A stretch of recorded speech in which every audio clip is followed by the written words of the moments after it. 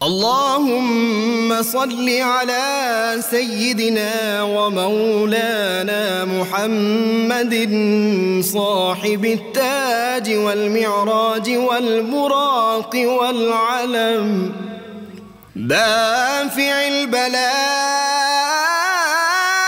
والوباء والكحط والمرض والألم اسمه مكتوب مرفوع مشفوع منقوش في اللوح والقلم سيد العرب والعجم اسمه مقدس معطر مطهر منور في البيت والحرم شمس الضحى بدر الدجى صدر العلا نور الهدى كهف الورى مصباح الظلم جميل الشيم شفيع الأمم صاحب الجود والكرم والله عاصمه وجبريل خادمه والبراك مركبه والمعراج سفره وفوق سدرة المنتهى مقامه وقاب قوسين مطلوبه والمطلوب مقصوده والمقصود موجود سيد المرسلين خاتم النبيين شفيع المذنبين أنيس الغريبين رحمة للعالمين راحة العاشقين مراد المشتاقين شمس العارفين سراج السالخين مصباح المقربين محب الفكراء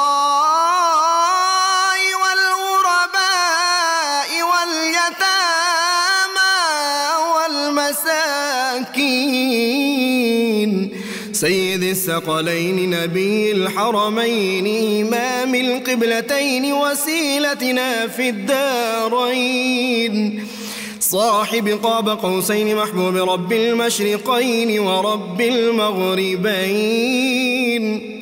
جد الحسن والحسين مولانا ومولى الثقلين سيدنا أبي القاسم محمد بن عبد الله نور من نور الله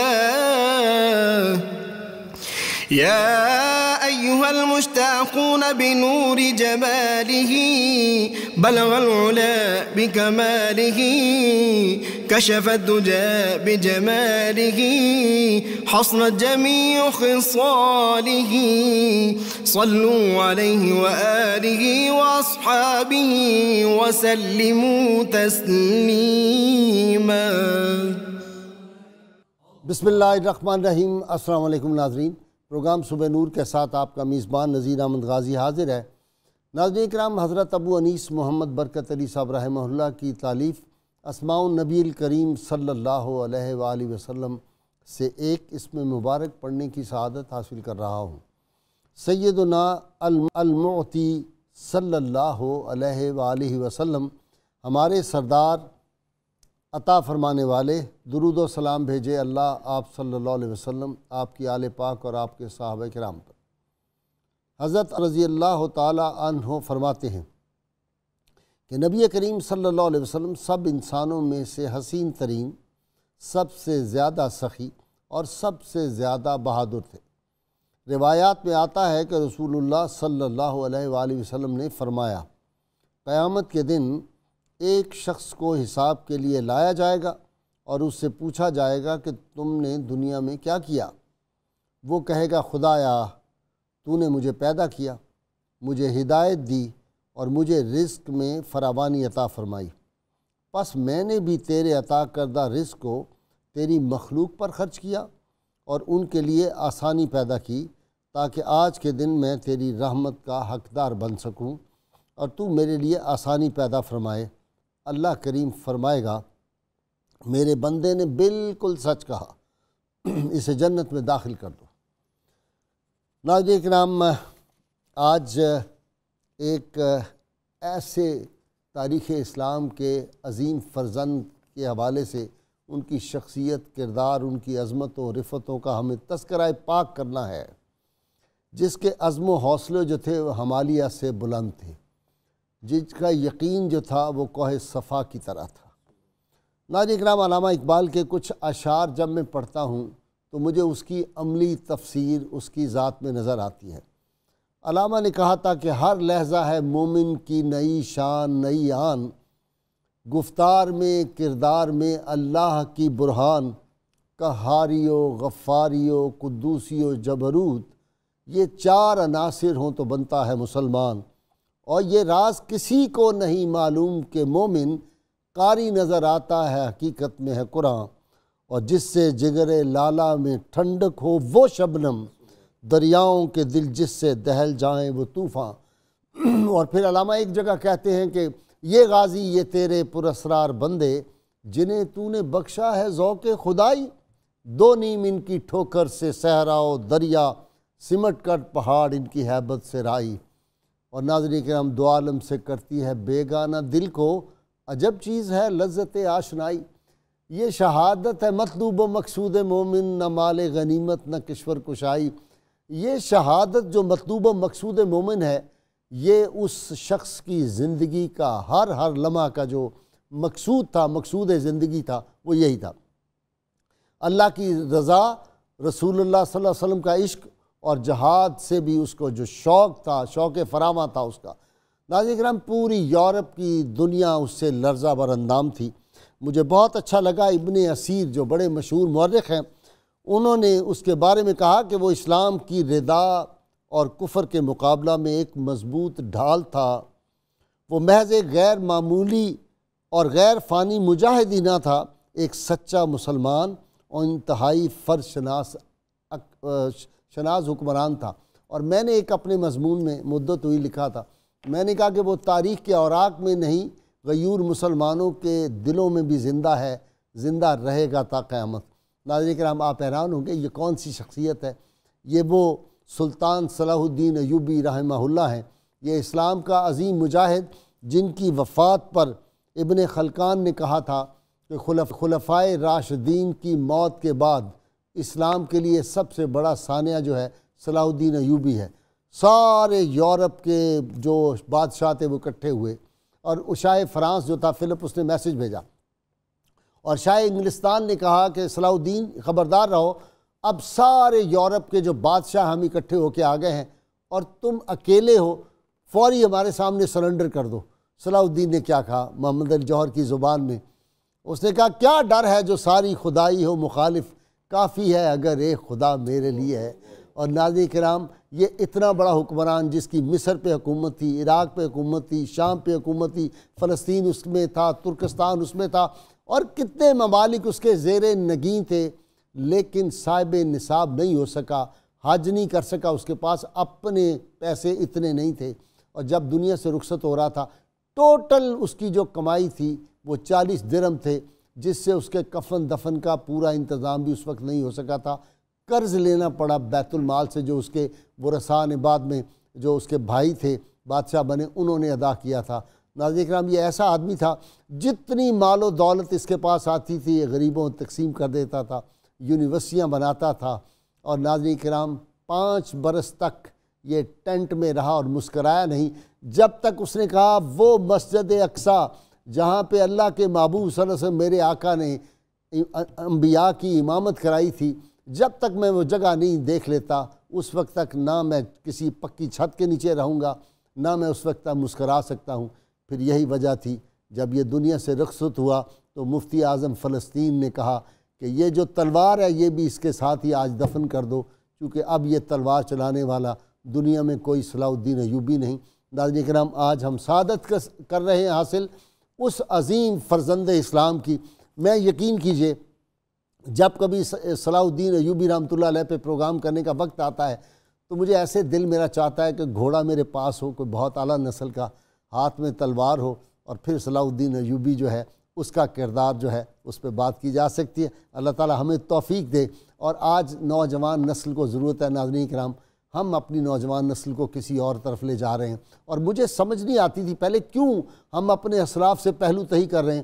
پھر جب یہ لوٹ مار کا حکمرانوں کا سلسلہ شروع ہوا تو مجھے سمجھ آئی کہ اگر صلاح الدین ایوبی ہم بچوں کو پڑھائیں گے، نوجوانوں کو ان سے متعارف کرائیں گے، تو وہ کہیں گے وہ ساری عمر صاحب نصاب نہیں ہو سکا، اس کے کل ترکہ جو تھا 40 درہم تھے، اور یہ پاناما میں جو اتنا مال و دولت، اور یہ دبئی کے محلات اور یہ جو پلازے ہیں وہاں پہ، تو پھر اس کی طرف لوگوں کی نظر اٹھے گی۔ اس لیے بہتر یہ ہے کہ صلاح الدین ایوبی کو لوگوں سے متعارف نہ کرایا جائے۔ لیکن میں سمجھتا ہوں غیرت مند ماؤں کے فرزند جن کو رسول اللہ صلی اللہ علیہ وسلم کی غلامی کا شرف حاصل ہے، وہ ان عاشقان مصطفیٰ صلی اللہ علیہ وسلم کا ذکر پاک کرتے رہیں گے، ہم کر رہے ہیں، اور جب تک زندگی ہے انشاءاللہ کرتے رہیں گے۔ آج میرے ساتھ شریک گفتگو ہیں، میرا تھوڑا تو تفصیل سے ہو گیا، مکمل ہو گیا، ابھی میں سمجھتا ہوں پھر بھی میں نے وہ حق ادا نہیں کیا انٹرو کا۔ آج میرے ساتھ شریک گفتگو میرے super star professor Muhammad Azam نوری، ان کے ساتھ ماہر اقبالیات ڈاکٹر طاہر حمید تنولی صاحب، اور ان کے ساتھ پاکستان کے حوالے سے بڑی معروف کتاب کے مصنف، پاکستان کے روحانی اساس کے پروفیسر محمد یوسف عرفان۔ شکریہ۔ ناظرین اکرام، یہ تینوں صلاح الدین ایوبی کے عاشق ہیں۔ آج میں نے اس لیے ان تینوں کو اکٹھا کیا۔ کاش آج جنرل حمید گل ہوتے اور ہم ان کو اپنے شریک بزم کرتے۔ پہلے میں نے ان کے ساتھ کئی پروگرام کیے، بڑا مزہ آتا تھا ان سے بات کرنے۔ اللہ ان کے درجات بلند کرے۔ جی جناب پروفیسر صاحب، سلطان صلاح الدین ایوبی، قد تو آپ کا بھی کردوں والا ہی ہے۔ الحمدللہ، بسم اللہ الرحمن الرحیم۔ بہت شکریہ قبلہ غازی صاحب۔ سلطان صلاح الدین ایوبی رحمہ اللہ تعالی ان ہستیوں میں سے ہیں کہ جو بیک وقت دین میں بھی اور دنیا میں بھی دونوں اعتبارات سے جن کی شخصیت ہمیں ایک بہت بلند مقام پہ دکھائی دیتی ہے۔ نام ان کا عام طور پہ لوگوں کو معلوم نہیں ہے، اتنے خوبصورت تھے کہ چچا نے ان کا نام یوسف رکھا، سبحان اللہ، یعنی اس حسن کو دیکھ کے کہا کہ یہ تو میرا یوسف ہے۔ واہ واہ۔ والد کا نام ایوب تھا، اور جو ان کا لقب تھا وہ تھا صلاح الدین، اس لقب سے زیادہ معروف ہوئے۔ واہ۔ یہاں پر مجھے امام ابو محمد الیافعی یاد آ رہے ہیں، انہوں نے میرات الجنان میں ایک بڑا خوبصورت جملہ لکھا۔ جی ارشاد۔ ان کا صلاح الدین کا مطلب ہے دین کی اصلاح، دین کی اصلاح۔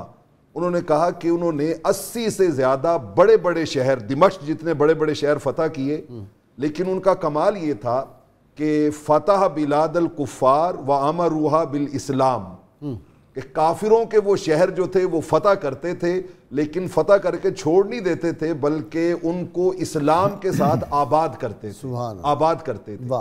تین خوبیاں صلاح الدین ایوبی علیہ الرحمہ کی بہت ہی خاص ہیں۔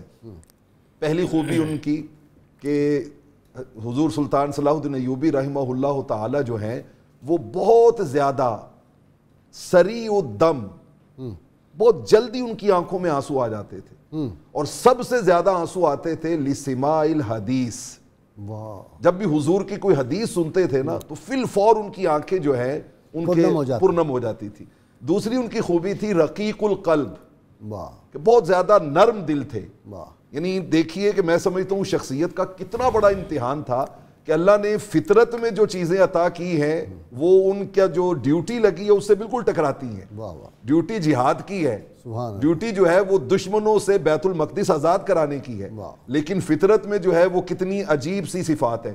تیسری ان میں صفت تھی بہت زیادہ کہ وہ بہت زیادہ کثیر التعظیم لشرائع الدین، دین کے جو احکام تھے ان کی بے حد تعظیم کرنے والے تھے، اس میں کوئی کمپرومائز نہیں کر سکتے تھے، کوئی سمجھوتا نہیں کر سکتے تھے۔ اور اس کا سبب شاید یہی تھا کہ بچپن میں گھٹی میں ماں نے، باپ نے جو لوریاں انہیں دی تھیں وہ بھی قرآن اور صاحب قرآن کی محبت کی دی تھی۔ اچھا جی ڈاکٹر صاحب، ڈاکٹر تنولی، اقبالیات کے آپ ماہر ہوئے، علامہ کو بڑا پیار تھا، صلاح الدین ایوبی، سلطان محمود غزنوی، محمد بن قاسم، ان سب کا، ٹیپو سلطان، ان کا بہت ذکر۔ جی غازی صاحب، بالکل یہ علامہ کا ذکر کیا تو ایک بڑی مناسبت ہے جس کا بہت کم ذکر کیا جاتا ہے علامہ اور سلطان صلاح الدین ایوبی کی۔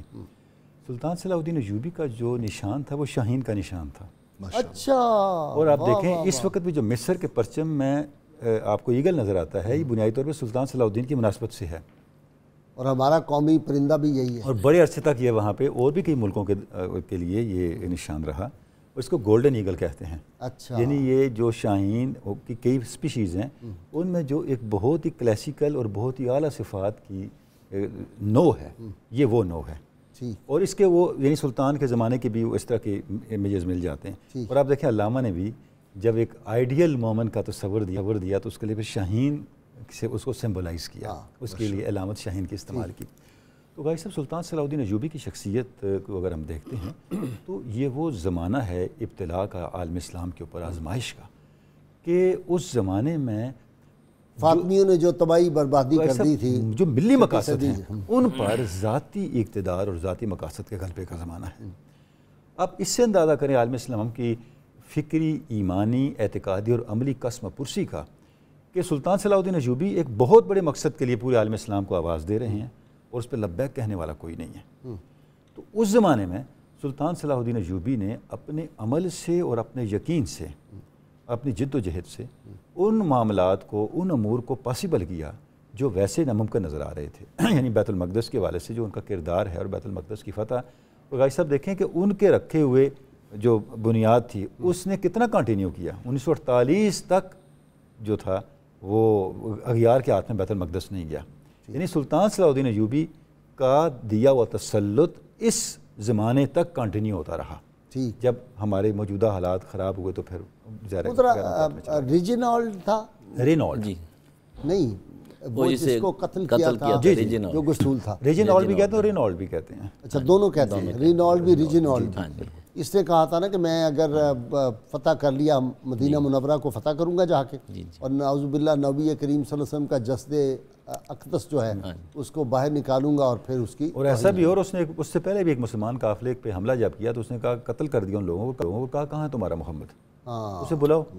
یعنی کہ اس کی اس طرح کی بہت سی خرافات اور جو اس کے تھے. میرا خیال یہ واحد قیدی ہے جس کو سلطان نے اپنے ہاتھ سے قتل کیا. اس کا بنیادی سبب صرف یہی تھا، اور سلطان نے اس کو قتل کرتے ہوئے کہا بھی کہ یہ میرے رسول کے ناموس کا معاملہ ہے. تو بھائی صاحب جو اصل طاقت تھی نا ان لوگوں کی، وہ ایمان کی طاقت تھی، ان کی عمل کی طاقت تھی، ان کی اپنے مقصد کے ساتھ کمٹمنٹ کی طاقت تھی، جس کی وجہ سے جو مادی کمیاں تھیں وہ بھی کور ہو گئی. اچھا جی، وہ اس کو جب یہ کے مصر پہ اس کی ہوئی نا حکومت، تو سلطان گیا تو انہوں نے کہا سلطان آپ کوئی پسند کر لیں، محل تھے، زبردست محلات تھے شاہی، اور اس میں سینکڑوں کی تعداد میں لونڈیاں رکھی ہوئی تھیں اور وہ جو خواتین تھی خدمت گزار، تو سلطان نے سب کو آزاد کیا. بالکل. اور اس کے بعد اس نے کہا کہ میں محل میں کیسے رہ سکتا ہوں، جس نے مرنا ہے اس کے لیے محل کیسا، محل کے معنی تو چلا ہی جانا ہے. نہیں میں ادھر ہی چلتا ہوں ٹینٹ میں. اور یہی سبب ہے کہ سلطان صلاح الدین ایوبی کی اگر زندگی دیکھی جائے تو وہ کہتے تھے میرا محل میرا خیمہ ہے اور میرا تخت گھوڑے کی پیٹھ ہے. اور سخی اتنے تھے کہ 12,000 قیمتی گھوڑے سپاہ میں بانٹ دیے، اور بعض اوقات خود جنگ کے لیے گھوڑا ادھار لیتے تھے ساتھیوں سے. مگر ان کی جو خوبی ہے کہ یہ ناموس رسالت آپ کے محافظ تھے بہت، اور اس پہ فخر کرتے تھے، غیرت دینی. اور جس وقت رینالڈ کو مارا ہے تو یہی کہا تھا کہ جس کو تم پکارتے تھے وہ آج حاضر ہے. واہ واہ واہ واہ. اور جس وقت اس کو یعنی، اور پھر دوسری طرف رقیق القلب یا رحم دلی کی یہ کیفیت ہے کہ گائی جو یعنی حکمران تھا اس کے ساتھ پکڑا گیا تو اس کو پیاس لگ رہی تھی، پانی دیا، اس نے آگے رینالڈ کو دیا. تو انہوں نے کہا بھی یہ پانی آپ پلا رہے ہیں، میں نہیں پلا رہا. اور اس کا انجام دیکھ کے لرزنے لگ گیا شاہ بادشاہ. تو سلطان صلاح الدین ایوبی نے کہا حاکم کو نہیں مارتے، اور اسے باعزت رہا کیا، اور پھر وہ دوبارہ پھر آیا لڑنے کے لیے. سارے یورپ کو لوگوں نے لکھا ہے، مورخین نے لکھا یہ اس کی بہت نرم دلی جو تھی، اس کا نقصان بھی اس کو ہوا، لیکن اصولوں پہ قائم رہا. مگر ایک چیز جو ہے کہ یہ صاحب سیف بھی تھے اور صاحب حال بھی تھے.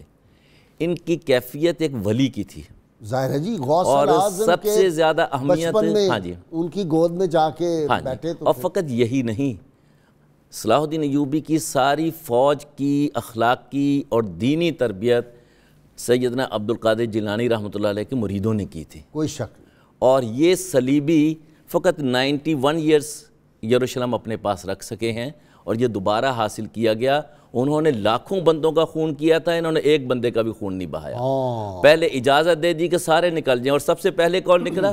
پادری نکلے اپنے مال و زر سے جو گرجا گھروں سے لے کے گئے تھے. جن کے پاس نہیں پیسے تھے ان کو سواریاں دی، ان کو سواریاں دی. ہاں جی، اور ان کو کسی سے کہا کہ آپ بیک سائڈ سے نکل جائیں. ان کی گرفتار جو بیوائیں تھیں یا یہ تھیں ان کی بیویاں، انہوں نے کہا جی ہمارے مردوں کو بھی رہا کر دیں، انہیں بھی رہا کر دیا.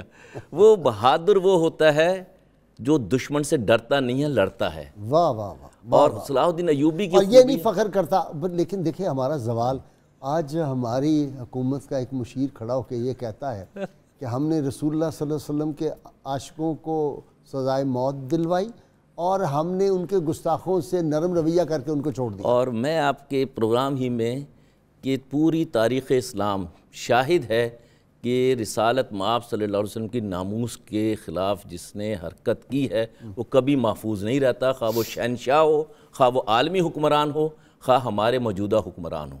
جس نے ذرہ بھر خاموشی بھی یا غفلت بھی برتی ہے وہ بھی مارا جائے گا. اور پاکستان جو ہے یہ تو ہے ہی ناموس رسالت مآب صلی اللہ علیہ وسلم کا تحفہ. یہ بنا اس لیے، یہ بنا ہی اس لیے ہے. اور یہ وہ کیفیت ہے جس نے یروشلم واپس دلایا، جس نے پاکستان بنایا، اور احیاء اسلام کا مرکز جو ہے یا پیوٹ کہہ لیجئے وہ حضور صلی اللہ علیہ وسلم کا عشق اور ناموس ہے. اور اس معاملے میں اللہ تعالیٰ کا بڑا واضح فرمان ہے کہ اے مسلمانوں تم پہ ناموس رسالت مآب کی حفاظت فرض ہے، اور اگر تم غفلت برتو گے تو میں خود حساب چکاؤں گا، جس کا منظر آپ نے خود دیکھا. نرم دلی کی آپ نے بات چھیڑی تھی، مجھے یاد آیا کہ ایک خاتون روتی ہوئی آئی سلطان کے پاس، تو انہوں نے کہا بڑھیا کیا بات ہے، کیوں رو رہی؟ اس نے کہا میری بیٹی ایک مسلمان جو ہے سپاہی وہ اٹھا کے لے گیا. تو وہ رو رہی تھی، سلطان بھی رونا شروع ہو گیا. 2 راتیں نہ سلطان سویا، نہ اس نے اپنی یعنی کمر سیدھی کی، نہ اس نے کھانا کھایا. اس نے کہا اماں جان جب تک آپ کی بیٹی سلطان صلاح الدین ایوب بازیاب نہیں کرے گا، نہ کھانا کھائے گا نہ سوئے گا. 2 دن بعد اس کی بیٹی برآمد ہوئی، اس کے حوالے کیے، ساتھ ان کو تحفے دیے، ہاتھ جوڑ کے معافی مانگی، اور پھر سلطان نے کھانا کھایا. بالکل ایسی شیر خوار بچی تھی غیث، بلکہ میں یہاں پر آپ کی اس بات کو تھوڑا آگے بڑھانا چاہوں گا جو آپ نے مشیر کی بات کی ہے. حضور غوث الثقلین شیخ سید عبد القادر جیلانی رضی اللہ تعالیٰ عنہ کے ڈائریکٹ سٹوڈنٹ تھے. 4 سال ان پہ پاس پڑھتے رہے ابن قدامہ الحنبلی. بڑی مشہور شخصیت، اتنی بڑی شخصیت ہے، آسمان علم کے ایسے ایک ستارے ہیں کہ جنہوں نے فقہ حنبلی کے اوپر المغنی کتاب لکھی ہے. 25 والیومز ہیں اس کے، اتنی بڑی کتاب ہے.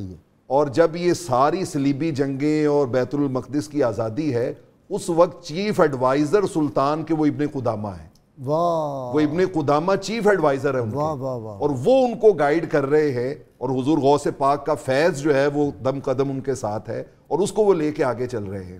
یہاں پر آپ نے وہ جو رقت قلبی کی بات کی ہے، مجھے قاضی ابن شداد یاد آ رہے ہیں کہ ایک دن سخت بارش ہے، کیچڑ ہے، اور قاضی صاحب اپنے گھوڑے پہ جا رہے ہیں، اور راستے میں سلطان صلاح الدین ایوبی آ رہے ہیں. اب وہ گھوڑا جو تھا اس کے پاؤں سے کیچڑ اڑا اور سلطان صلاح الدین ایوبی کے کپڑوں پہ پڑ گیا. اب کہاں ایک سلطان، اتنے ممالک کا بادشاہ. تو قاضی صاحب بہت زیادہ خوف زدہ ہوئے اور بڑا گلٹی فیل کرنے لگے کہ میرے گھوڑے کا کیچڑ جو ہے وہ سلطان پہ پڑا ہے. آپ بھاگ کے آگے گئے اور جا کے ان کی لگام پکڑ کے کہا، وہ نیچے اترنے لگے معذرت کرنے کے لیے، اور آپ ان کے ساتھ ہنس ہنس کے باتیں کر رہے ہیں کہ نہیں نیچے نہیں اترنا، یہ تو آپ کا قصور تو نہیں ہے نا، یہ تو جانور ہے، جانور گزر رہا تو چھینٹے پڑ گئے. مطلب اتنی رقت قلبی تھی ان کے اندر. سبحان اللہ. اور میں ایک واقعہ آپ کے سامنے رکھتا ہوں کہ بنیادی طور پہ جیسے ڈاکٹر صاحب نے بات کی کہ ان کی جو طاقت تھی نا وہ مادی وسائل نہیں تھے، وہ ان کی کمٹمنٹ تھی، نظریہ تھا، آئیڈیالوجی تھی. سبب کچھ اور ہے، تو خود جسے سمجھتا ہے. بے شک زوال بندہ مومن کا بے زری سے نہیں، بے شک ایسے ہی تھا. وہ مجھے لینی ہے بریک سے آؤں گا تو پھر ہماری گفتگو جاری ہے. ناظرین کرام، سلطان صلاح الدین ایوبی، جب ان کا نام آتا ہے نا بندے کا دل کرتا ہے جہاد کے لیے نکل پڑے. ویسے تو ہم جہاد کر ہی رہے ہیں اللہ کے فضل سے، قلم کا بھی اور زبان کا بھی جاری ہے. اللہ تعالیٰ وہ توفیق دے کہ ہم نبی کریم صلی اللہ علیہ وسلم کی ناموس کے لیے اسی طرح یہ توفیق ملتی رہے، اور ہم کام کرتے رہے. ہمارے ساتھ رہیے گا. Welcome back. ناظرین کرام، لین پول بڑا مشہور مورخ ہے. اس نے کہا کہ یورپ کے جو بادشاہ شہنشاہ تھے انہیں اپنے محلات اور شان و شوکت کی بنیاد پہ انہوں نے جو تھی اپنی وجاہت قائم کی. سلطان صلاح الدین ایوبی نے مخلوق کی خدمت اور علم کی خدمت کی وجہ سے لوگوں کے دلوں میں جگہ پائی. وہ جگہ پائی نہیں، آج بھی وہ جگہ اللہ کے فضل سے موجود ہے. میرے ساتھ آسٹریلیا سے ایک ہمارے کالر ہیں. جی السلام علیکم. السلام علیکم انکل. جی وعلیکم السلام. جی بیٹے بتاؤ. جی فرسٹ آف آل تو میں ڈاکٹر تنولی صاحب کو بھی سلام کرتی ہوں. یہ میرے LLM میں تھیسس کے ٹیچر تھے. اچھا. انہوں نے مجھے گائیڈ کیا تھا لائبریری میں. بہت اچھی بات. میں آپ سے یہ کیسے ٹیچر ہیں؟ کیسا ٹیچر ہے یہ تنولی جو ہے؟ لائق آدمی ہے؟ نہیں، بہت زیادہ کوآپریٹیو ہے. بہت اچھا زیادہ لائق نہیں ہے، کوآپریٹیو ہے. جی لائق بھی ہے. اچھا جی سوال بتائیں بیٹا. جی یہ میں کرنا چاہتی ہوں سوال سر کہ آج ہم ینگ جنریشن جو ہے وہ پڑھی لکھی ہونے کے باوجود ہم اپنے رول ماڈلز ڈھونڈتے ہیں ادھر ادھر کی دنیا میں، جبکہ ہماری ہسٹری میں ہمارے پاس اتنے بڑے بڑے رول ماڈلز ہیں. ٹھیک ہے. تو ہم کیوں فالو کرتے ہیں؟ ہم اپنی کتابوں میں ہماری کتابیں ہیں اس میں کیوں نہیں شامل کیا جاتا؟ جی بیٹے میں نے آپ کے سوال کا جواب پہلے حصے میں دے دیا، شاید آپ نے غور سے سنا ہو. اگر ہم صلاح الدین ایوبی لوگوں کو پڑھانا شروع کریں تو پھر یہ پاناما اور یہ جو دولت ہم لوٹتے ہیں وہ نہیں نا پھر ہم لوٹ سکتے. تو اس لیے پھر ذرا ہمیں احتیاط کرنی پڑتی ہے. یہ لوگ ہم نے تو کوئی ڈاکو لٹیرے ہوں تو ان کا یہاں راجہ طاہر پڑھانا ہے، ہم نے محمد بن قاسم نہیں ہم نے پڑھانا. یہاں تو ہم نے ملالہ پڑھانی ہے، ہم نے شرمین چنائے پڑھانی ہے، ہم نے سیدہ ختیجہ، سیدہ عائشہ صدیقہ، سیدہ فاطمہ، یہ ہمارا رضی اللہ تعالیٰ، یہ ہستیاں ہم نے نہیں پڑھانی. پھر اس میں بڑا ہمارا معاملہ گڑبڑ ہوتا ہے. جی نیکسٹ کالر دے دیں. السلام علیکم.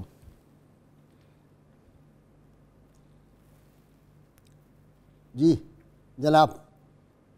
السلام علیکم گائی صاحب. وعلیکم السلام ورحمۃ اللہ. جی فرمائیں سوال بھائی.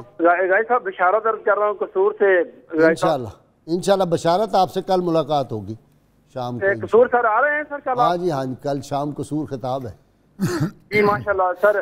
تو سر یہ عرض کرنا تھا کہ صلاح الدین ایوبی صاحب رحمۃ اللہ علیہ ان کا مزار شریف کہاں پر ہے سر؟ دمشق میں سیدنا بلال حبشی رضی اللہ تعالیٰ کے پڑوس میں. جی بہت شکریہ. ڈاکٹر تنولی صاحب سارے اکٹھے ہو گئے یورپ کے شہنشاہ، اور وہ جو میسیج میں نے کہا انہوں نے دیا تو سلطان نے ایک بڑا دلچسپ جواب دیا. اس نے کہا کوئی بات نہیں، تم سب اکٹھے ہو گئے ہو تو ہماری بھی ایشیا کی جو زمین ہے اس میں قبروں کے لیے بہت بڑی جگہ ہے، تمہیں گھبرانا نہیں، تمہیں کھلی جگہ دیں گے قبروں. جی بالکل بھائی صاحب. سلطان صلاح الدین ایوبی کی جرت، بہادری اور حکمت عملی ظاہر ہے اس کا یہ نتیجہ تھا کہ باوجود اس کے کہ یورپ کے سارے بادشاہ اور سارے اتنی زیادہ اس کے پیچھے مذہبی تعصب بھی تھا، مذہبی جذبات انگیزی بھی تھی، اور اس کے ساتھ ساتھ جو ایک مسلم دنیا کے ساتھ دشمنی تھی، اسلام کی عظمت کی قسمیں کھا کے سپاہیوں کو نکالتے تھے. یعنی کہ وہاں پہ تو شعلہ بیاں جو ان کے پادری تھے ان کی ڈیوٹیز لگ گئی تھی. ڈاکٹر ایجوکیشن کی طرف آ جاؤ. کتنی یونیورسٹیاں بنائی، امام شافی کے نام پہ یونیورسٹی بنائی، امام حسین علیہ السلام کے نام پہ یونیورسٹی بنائی، اور امام رضا کے نام فتح کیا. دیکھا فاطمیوں کے محلات، تو کسی کو خانقاہ بنا دیا، کسی کو یونیورسٹی بنا دیا، کسی کو ہاسپٹل بنا دیا. اور میں آپ کو عرض کروں کہ یہ پہلی شاید شخصیت تھی اس زمانے کی جس نے جب محلات اور بڑی بلڈنگز کو ہاسپٹلز میں بدلا تو اس میں ذہنی امراض کے شفاخانے بھی قائم کیے. یعنی سوسائٹی کے مسائل اور اس پہ نظر سمجھتا تھا، اس کا ویژن کتنا براڈ تھا. اور بات یہ ہے جی کہ دیکھیں ایک اور چیز، ابھی کوسچن آ رہا تھا کہ ہم اپنے ہیروز کا تعارف نہیں کرواتے. میرا خیال ہے ہم جن کا تعارف کرواتے ہیں وہ بھی پورا نہیں کرواتے. ٹھیک ہے. یعنی ہم نے اپنی شخصیات کو بڑا ڈیمیج کر کے چھپا لیتے، ڈیمیج کر کے پیش کیا. صحیح.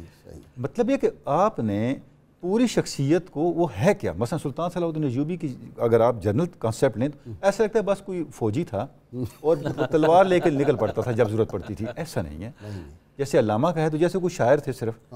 دیکھیں ابھی ناموس رسالت کی بات ہو رہی تھی تو میں سمجھتا ہوں کہ سلطان صلاح الدین ایوبی کی کمٹمنٹ اور اس کا آج کے کنٹیکسٹ میں یہ ذکر کرنا بہت ضروری ہے کہ علامہ کی زندگی کی آخری تحریر جو ان کے انتقال سے صرف 3 مہینے پہلے چھپی، اس کا اینڈ جس لفظ پہ بات پہ علامہ نے کیا ہے تو آپ کو نظر آئے گا کہ سلطان کی کمٹمنٹ کی ورتھ کیا ہے، جس میں علامہ نے کہا ہے کہ اگر ہم ایک ایسا ملک بنا لیں جس میں اسلام کی اقدار کی حفاظت نہ ہو تو اس سے یہ کفرستان بہتر ہے.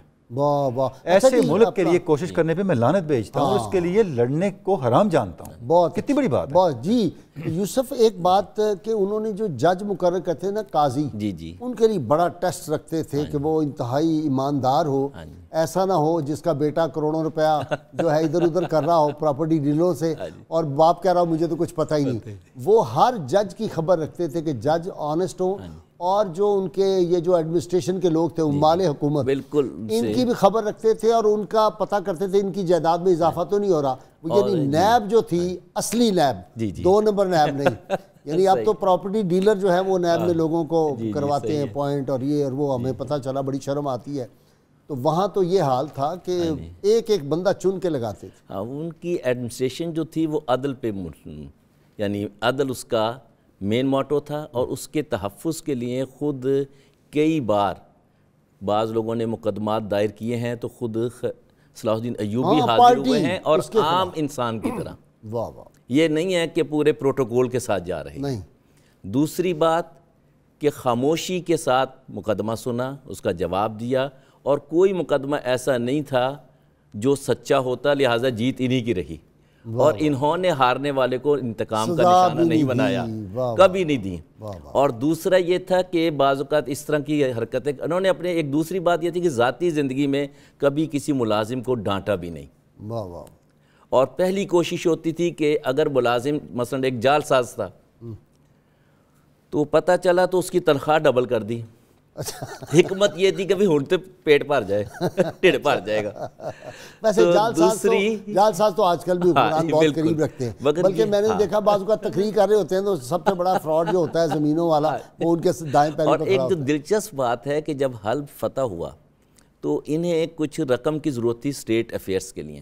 کو 1,50,000 دینار انہوں نے ملک عادل سے لیے, بھائی اپنے سے. ملک العادل کیا بڑا آدمی تھا جی وہ بھی. مگر یہ دیکھیے کہ اسے جواب کیا دیا, اس نے کہا جی آپ قرض لے رہے ہیں کہ بیع نامہ دے دیجئے. اللہ. اور اس میں یہ حلب کا علاقہ جو ہے نا یہ مجھے عطا فرما دیجئے.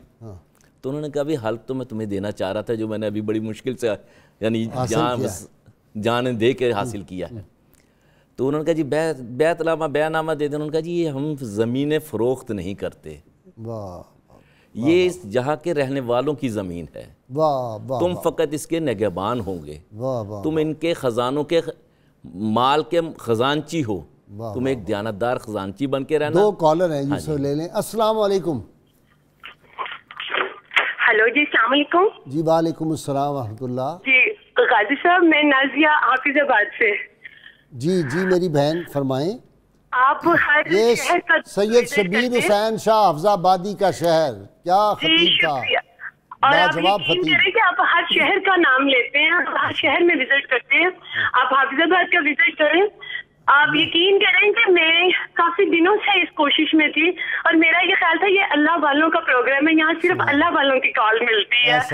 اور میرا تو یہ مجھے تو یہ یقین ہی نہیں آ رہا کہ یہ ایسا. اور میں نے اس سال حج کیا, اور اس سال حج پہ آپ لوگوں کے جو یعنی کہ فیملی ممبرز ہی میں نے کاؤنٹ کرتی ہوں, جو ہی 7 بجتے تھے حرم میں ان کے بابا سے کہتی تھی مانیہ وہاں پہ نا پروگرام شروع ہو گیا.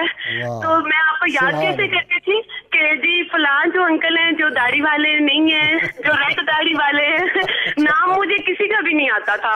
لیکن پھر میں نے 92 نیوز کا میں نے کہا اللہ تعالیٰ جی اس کو اتنی بلندی دے, اتنا زبردست یہ پروگرام ہے. آپ کسی دن آئے نا حافظ آباد. میں ضرور آؤں گا ضرور.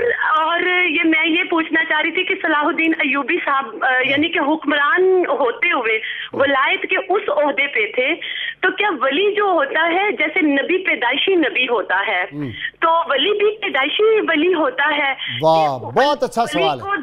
ولی کو دیکھ کر, ہاں جی, ولی کو دیکھ کر جیسے کوئی میرے جیسا گناہگار اس کو دیکھ کر اس کی حرکتیں اپنا کر ان کی, تو کیا بندہ مطلب یہ کہ عام بندہ بھی ولی بن سکتا ہے؟ آپ رابعہ بصریہ بن سکتی ہیں, بس عہد کر لیں انشاءاللہ تعالی, اور میں دعا کروں گا انشاءاللہ آپ اس دور کی ولیہ بن جائیں. نیکسٹ کالر دے دیں جی. جی السلام علیکم. السلام علیکم. وعلیکم السلام. ہزار ادب کے ساتھ غازی صاحب السلام علیکم, قبول فرمائیں. جی وعلیکم السلام ورحمۃ اللہ. جاوید صاحب حاجی صاحب ایک چھوٹی سی پیاری سی شکایت ہے. یہ آپ شام کو جو پہلے 2 اور 3 ریپیٹ ہوتا تھا, یہ اب رات کو 2 بجے ہوتا ہے جی پروگرام ہمارا, رات کو 2 بجے, چونکہ امریکہ آسٹریلیا والے لوگوں کو ذرا سہولت رہتی ہے جی. نہیں, ہم سارے ادھر پاکستان میں تو مطلب سننا ہوتا ہے لوگوں نے.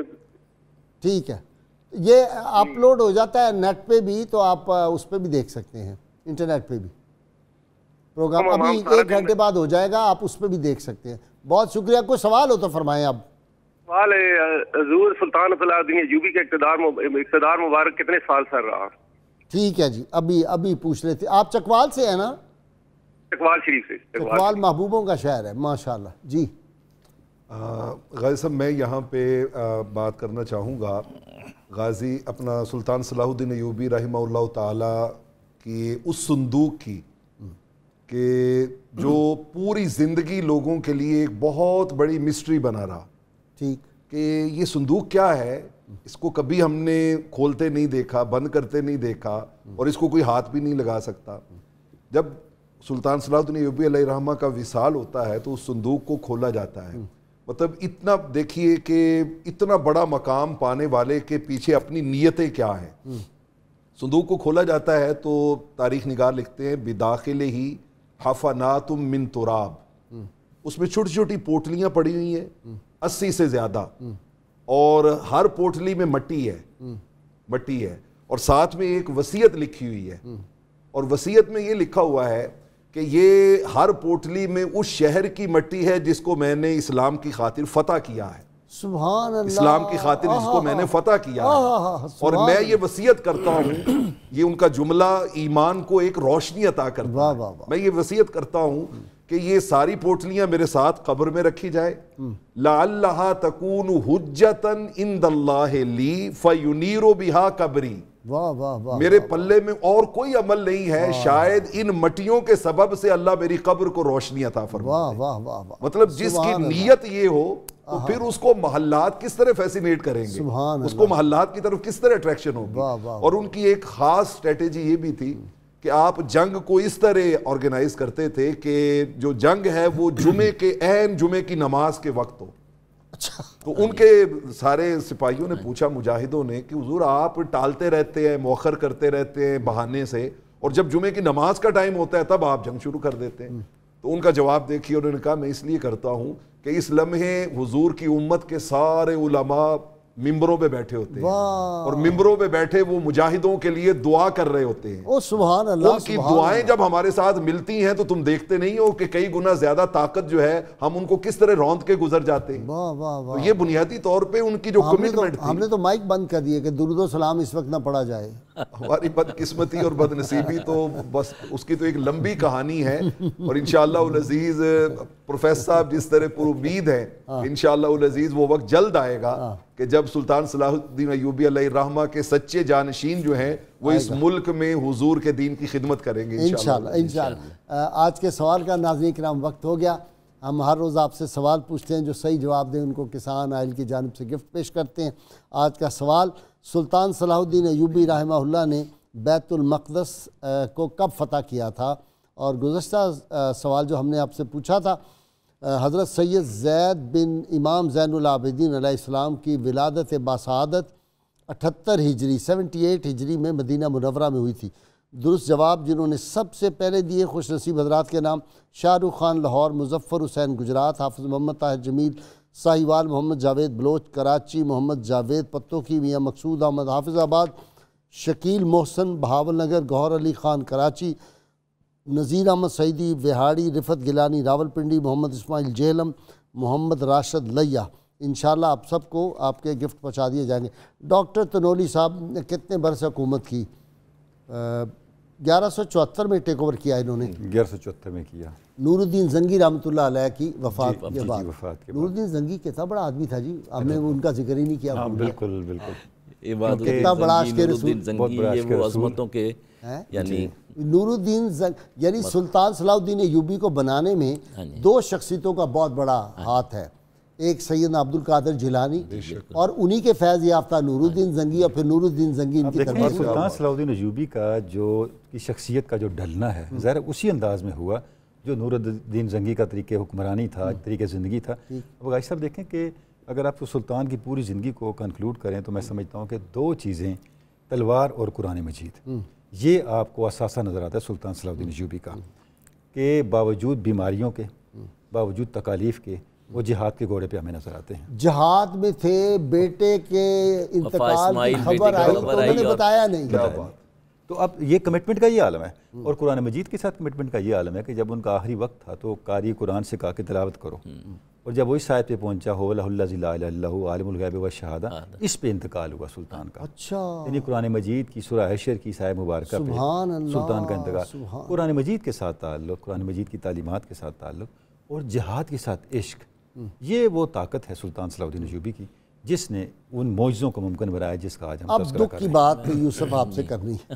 جس وقت فرانس نے فتح کیا ہے دمشق کو، تو ان کا جرنیل گیا، اس نے جا کے کہا کہ صلاح الدین ایوبی کی قبر ویئر از گریو آف سلاڈین، اور لے گئے اسے، جا کے اپنے پاؤں سے ٹھوکر ماری اور کہا کہ سلاڈین وی ہیو کم اگین. اس کا مطلب یہ ہے کہ صلیبی روح ختم نہیں ہوئی. بش کا ہمارے حکمرانوں کو سمجھنا چاہیے، یہ ہندوستان کی حکومت کی جو پینگیں بڑھانے کی بات کرتے ہیں، ان کو سمجھنا چاہیے سلاڈین وی ہیو کم اگین. جبکہ دلی بھی ہماری وراثت ہے، ادروائز مسلمانوں کی حکمرانی تھی، اسپین میں بھی مسلمانوں کی حکمرانی تھی. حیدرآباد دکن دنیا کی امیر ترین ریاست، اور جس نے قیام پاکستان کے وقت بے بہا دولت دی، جس کی وجہ سے ہمارا انتظامی نظام چلا. مگر یہ ہے کہ صلیبی روح کو جب تک آپ سمجھیں گے نہیں، معاملات سنبھلیں گے نہیں. یہ دیکھیے کہ ان جہاد ہم لوگوں کے پاس ہے، اور جہاد کی مختلف شکلیں ہیں. یہ سارے کروسیڈرز جو تھے یہ حملہ آور ہیں، اوفینسیو کر رہے ہیں، ڈیفینسیو نہیں ہیں. ہم نے تو اپنے علاقوں کا دفاع کیا ہے. ہم میں سے کوئی یورپ تلوار لے کر نہیں گیا. بہت اچھا. اور یہ سارے تلواریں لے کر آئے ہیں. انہوں نے اپنے علماء کو، اپنے یعنی پادریوں کو، رینالڈ ہوں یا پترس ہوں یا دیگر ہوں، رچرڈ ہوں، پورے یورپ میں پھیلا دیا. انہوں نے نوجوانوں کو اکٹھا کیا اور کہا کہ جی بڑا ظلم ہو رہا ہے، یروشلم خواب میں بتایا گیا کہ اسے تم لوگ حاصل کر لو. اور انہوں نے یہ علاقے آہستہ آہستہ کر کے، جیسے بنو فاطمہ کا آپ نے ذکر کیا، کہ انہوں نے کمزوروں کو ختم کیا، بڑوں کے ساتھ حلیف بن گئے جیسے کہ آج کل ہے، اور بعد میں بڑوں کو بھی کھا گئے. مصر جو تھا وہ ان کا اڈا بنا ہوا تھا. تو صلاح الدین ایوبی کی، عماد الدین زنگی کی، نور الدین زنگی کی، ان کی اسٹریٹجی یہ تھی کہ اپنے علاقے واگزار کرائے جائیں، اور جو کمزور ریاستیں ہیں انہیں ایک بڑی ریاست میں پرو دیا جائے. اور وہ قوت جو ہے، وہ اندرونی قوت جو ہے، وہ آگے چل کے صلیبیوں کے خلاف کام آئی. جو یوسف ارد گرد کے مسلمان حکمران تھے، اللہ ماشاءاللہ وہ بھی کگو کوڑے ہی تھے. ہاں جی، کگو کوڑے تھے. وہ لیٹر لکھتا رہا سلطان کہ تم آؤ میرے ساتھ ملو. مگر جو جنہوں نے کہنا نہیں مانا اور اسٹریٹجک سگنیفیکنس کے مالک تھے، انہوں نے وہ ایریا فتح کیے. 2 کالر لے لیں. السلام علیکم. جی السلام علیکم سر. وعلیکم السلام ورحمۃ اللہ. جی سر ڈاکٹر کی عرض کر رہا ہوں سر، ملتان سے. جی ڈاکٹر صاحب فرمائیں. جی سر، ایک میرا سوال ہے اور ایک سجیشن ہے. جی جی جی سر سوال یہ ہے کہ جو یہ پیٹ پرندے خاص طور پر جنہیں ہم گھروں میں قید کر کے رکھ دیتے ہیں، پالتے ہیں، تو کچھ پرندوں کے متعلق یہ مشہور ہے، کیا یہ صحیح ہے کہ یہ گھر پر بھاری ہوتے ہیں اور ان کو اگر آزاد کیا جائے تو وہ اتنے مانوس ہو جاتے ہیں کہ وہ اڑ نہیں سکتے؟ آگے چلیے. دوسری سجیشن سر میری یہ ہے کہ میں نے یہ دیکھا ہے کہ اگر والدین کی خدمت صحیح طریقے سے کی جائے اور بڑھاپے میں بایا جائے انہیں، اور ان کے سامنے اف تک نہ کیا جائے، تو وہ شاید میرے خیال سے ولیوں کے درجے تک پہنچ سکتا ہے وہ انسان. کوئی شک نہیں. بہت شکریہ. جی آپ کوئی بات کرنا چاہتے ہیں؟ میں یہاں پر غازی صاحب ان کے کردار کی کریڈیبلٹی کو بیان کرنا چاہوں گا کہ جب رچرڈ دا لائن ہارٹ، اس کی بیگم قیدی بن گئی، اسیر ہو گئی، تو تھوڑے عرصے کے بعد رہائی پا کے وہ واپس گئی، تو رچرڈ تھوڑا سا کھچا کھچا رہنے لگا کہ پتہ نہیں دشمنوں کی قید میں تھی تو کیا ہوا ہوگا وہاں پہ. تو بیوی نے بھی اس کو محسوس کر لیا، ملکہ تھی ظاہر ہے، تو اس نے محسوس کیا. اس نے جو جملہ کہا وہ سلطان صلاح الدین ایوبی کے کردار کو قیامت تک جو ہے وہ اجاگر کرتا رہے. زندہ کر دے. اس نے کہا کہ میں سمجھتی ہوں تم مجھ سے کھچے کھچے کیوں رہ رہے ہو، لیکن سنو میری عزت اپنے باپ کے گھر میں اتنی محفوظ نہیں تھی، تمہارے گھر میں اتنی محفوظ نہیں تھی جتنی سلطان صلاح الدین ایوبی کی قید میں محفوظ اتنی وہاں پہ محفوظ تھی. تو یہ کردار کا جب کوئی آدمی ہوتا ہے تو پھر ڈاکٹر صاحب نے بات کی ان کی آخری وقت کی، میں وہ مسلسل قرآن سن رہے تھے، مسلسل قرآن، وہ سورہ حشر کی آخری آیات بھی سن رہے تھے، اور چونکہ یہ وظائف میں شامل ہے، لیکن میں نے جو روایت پڑھی ہے غازی صاحب، اس میں یہ ہے کہ جب قاری قرآن نے سورہ توبہ کی وہ آخری آیتیں پڑھی نا، لَقَدْ جَاءَكُمْ رَسُولٌ مِّنْ أَنفُسِكُمْ عَزِيزٌ عَلَيْهِ مَا عَنِتُّمْ حَرِيصٌ عَلَيْكُمْ بِالْمُؤْمِنِينَ رَءُوفٌ رَحِيمٌ، اس کے اینڈ پہ جب وہ پہنچا نا لا الہ الا ہو، یہاں پہ پہنچا تو لفظ ہیں فَتَبَسَّمَ، صلاح الدین ایوبی سن کے مسکرا پڑے، پتہ نہیں انہیں اس وقت کیا نظر آ رہا تھا، وَتَحَلَّلَ وَجْهُهُ، اور ان کا چہرہ جو تھا وہ سونے کی طرح چمکنے لگا، سبحان اللہ، اور اس کیفیت میں ان کی روح جو تھی وہ قفص عنصری سے وہ شعر پڑھے نا علامہ اقبال کا، بات تبسم لبے کیا نشان مرد مومن، نشان مرد مومن بات گویم، بات گویم، مرگ آیت تبسم بر لبے او۔ اچھا آپ کو پتہ ہے یہ جو اپنی آٹو بایوگرافی اس نے لکھی ہے خوشونت سنگھ نے، اس میں یہی لکھا ہے اسلام وہ نعمت ہے کہ اس کی اصل شکل ہمارا کردار دنیا کو بتا سکتا ہے۔ بہت شکریہ پروفیسر، آپ کا بھی، ڈاکٹر تنولی آپ کا شکریہ، آپ کا بھی نوری صاحب بہت شکریہ۔